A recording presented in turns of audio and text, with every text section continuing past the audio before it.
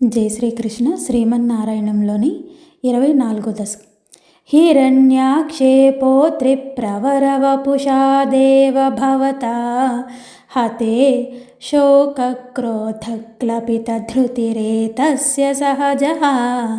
హిరణ్యః ప్రారంభః కశిపుః అమరారాతి సదసి ప్రతిజ్ఞామాతేనే తవ కిల వధార్థం మధురిపో. విధాతారం ఘోరం చ ఖలు తపసి త్వానచిరతః పురః సాక్షాత్ కుర్వన్ సురనరమృగాద్యైరనిధనం వరం లబ్ధ్వా దృప్తో జగదిహ భవన్నాయకమిదం పరిక్షుందన్నింద్రాదహరత దివం త్వామగణయన్ నిహంతుం త్వాం భూయః తవ పదమవాప్తస్య చరిపోః బహిర్దృష్టైరంతర్దధితహృదయే సూక్ష్మవపుషా నదన్నుచ్చైః తత్రాప్యఖిలభువనాన్తే చ మృగయన్ భియా యాతుం మత్వా స ఖలు జితకాశీ నివవృతే. తతోऽస్య ప్రహ్లాదः సమజనిసుతో గర్భవసతౌ మునేర్వీణాపాణేః అధిగత భవద్భక్తిమహిమా స వై జాత్యా దైత్యः శిశురపి సಮೇత్య త్వయి రతిం గతస్త్వద్భక్తానాం వరద పరమోదాహరణతాం. సురారీణాం హాస్యం తవ చరణదాస్యం నిజసుతే సదృష్ట్వా దుష్టాత్మా గురుభిరసి శిక్షచ్చిరమముం.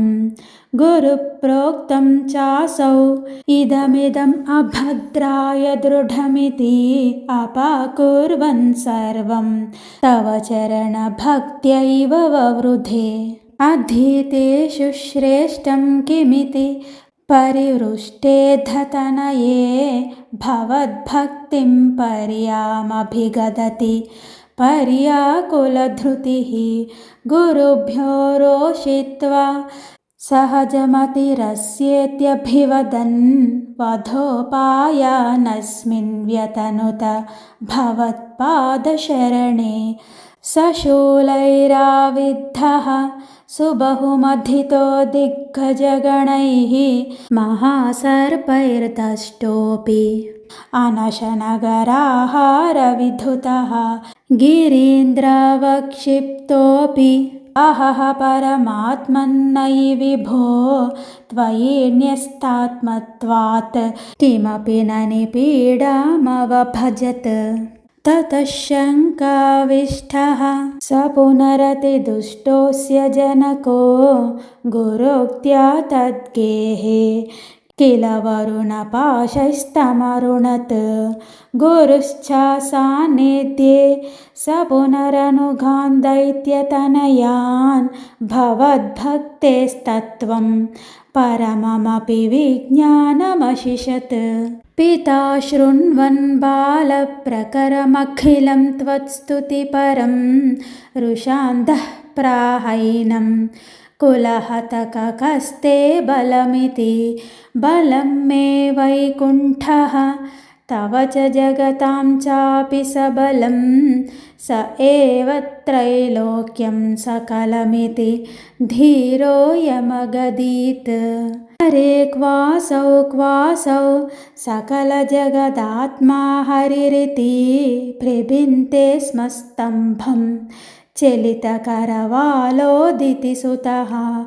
అతః పశ్చాద్విష్ణో న హి వదితుమీశోऽస్మి సహసా కృపాత్మన్ విశ్వాత్మన్ పవనపురవాసిన్ మృఢయ మాం. స్తంభే ఘట్టయతో హిరణ్యకశిపోః కర్ణౌ సమాచూర్ణయన్ ఆఘూర్ణజ్జగదండకుండకుహరో ఘోరస్తవ భూద్రవః.